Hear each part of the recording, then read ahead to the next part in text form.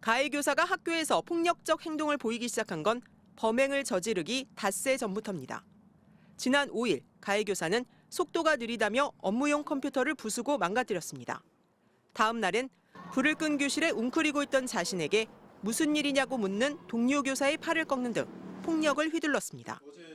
이야기 좀 나눌까요? 이런 대화를 시도했는데 그 해당 교사가 어떤 폭력적인 방법으로 헤드락을 걸거나 하는 이런 행위 아니면 손목을 강하게 부여잡는 이런 행동들이 있어서 학교 측은 가해 교사에게 주의를 주고 사과하도록 조치했고 대전 서부교육지원청은 범행일 오전 학교를 방문해 사안 조사에 나섰습니다. 그러나 학교를 방문한 2명의 장학사는 지난 5일과 6일 상황만 파악했을 뿐 가해 교사를 만나지는 못했습니다. 당사자 대면 조사는 이루어지지 않았습니다. 당사자 해당 교사가 매우 불안한 상태에 있기 때문에 학교 관리자가 간접적인 소통을 하는 것이 좋겠다라고 해서 장학사는 결국 학교 측에 연가나 병가 등을 통해 아이들과 분리 조치할 필요가 있다는 의견만 전달했습니다.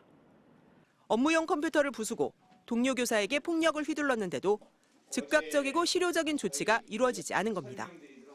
분리 조치하는 것이 필요하다라는 의견을 학교 관리자에게 주었고 학교에서는 해당 교사를 교감 옆자리에서 근무하도록 이렇게 한 상태였습니다. 사건 당일 가해 교사는 조사를 나온 장학사와 만나지 못할 정도로 불안정한 상태였지만 학생들과 완벽하게 분리되지 않았고 반나절 만에 참극이 벌어졌습니다. MBC 뉴스 문은선입니다. 대전 도안동의 한 도로에 회색 승용차가 멈춰섭니다. 차량에서 외투를 입은 여성이 내리더니 6분쯤 지나 무언가를 들고 다시 차량으로 돌아갑니다. 가해 교사는 범행 당일 오후 1시 반쯤 학교 인근 상점에서 흉기를 구매했습니다. 그리고 3시간여 뒤인 4시 반 전후 가해 교사는 돌봄 교실을 나와 학원으로 가려는 1학년 김하늘 학생을 시청각실로 데려가 흉기를 휘둘렀습니다. 학원 실장님이 콜을 했는데 하늘이가 10분가량 안 내려오자 저한테 전화를 하셨습니다. 그래서 제가 학교랑 통화를 했고요. 하늘이는 약 10분 이상 정도 안 보이는 상태였습니다. 오후 6시쯤 가족과 경찰 등은 시청각실에서 하늘이와 스스로 자해한 가해 교사를 발견했지만 하늘이는 결국 숨졌습니다. 가해 교사는 지난해 말 우울증으로 질병휴직을 냈다 중단하고 조기 복직한 다른 학년 담당 교사였습니다. 하늘이와는 일면식도 없는 것으로 알려졌습니다. 가해 교사는 수업에 배제돼 짜증이 나서 범행을 벌였다고 경찰에 진술했습니다. 하늘이를 범행 대상으로 삼은 건 마지막으로 하교하는 학생을 노렸기 때문이라고 말한 것으로 확인됐습니다. 어떤 아이든 상관없다. 같이 죽을 생각으로 맨 마지막에 가는 아이에게 책을 준다고 시청각실에 들어오게 하여 유족 측은 무차별, 우발적 범행이 아니라 늦게까지 학교에 남는 하늘이를 노려 사전에 계획된 범죄라고 주장했습니다. 만약에 어제 죽지 않았더라도 타겟이 됐을 거라고 생각합니다. 하늘이가 4시 40분에 혼자 있다는 걸 분명히 알고 있었을 겁니다. 복도에는 혼자 있었을 거고요. 경찰은 가해 교사가 현재 수술을 마치고 중환자실에서 회복 중이라며 최대한 빠르게 수사를 진행하겠다고 밝혔습니다. MBC 뉴스 김광현입니다. 두 손으로 얼굴에 꽃받침을 한 초등학교 1학년 김하늘 양. 하늘이는 동생의 생일 다음 날 자신이 다니던 학교에서 세상을 떠났습니다.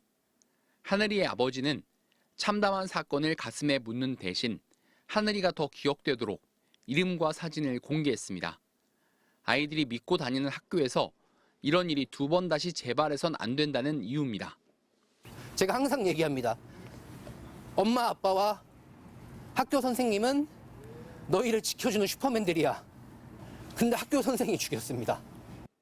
그리고 학교를 안전하게 만들기 위해 불안정한 교사에 대한 관리를 촉구했습니다. 필요하다면 하늘이법이라도 제정해달라고 강조했습니다.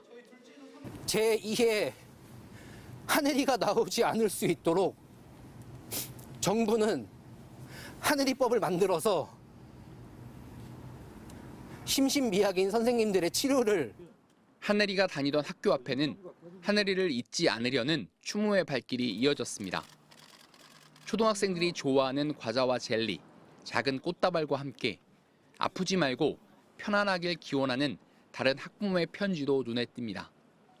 너무 걱정되고 제일 안전해야 할 학교인데 얘네들을 학교를 보내야 될지도 걱정스럽고 근처에서 이런 일이 있다고 하니까 너무 안타깝네요.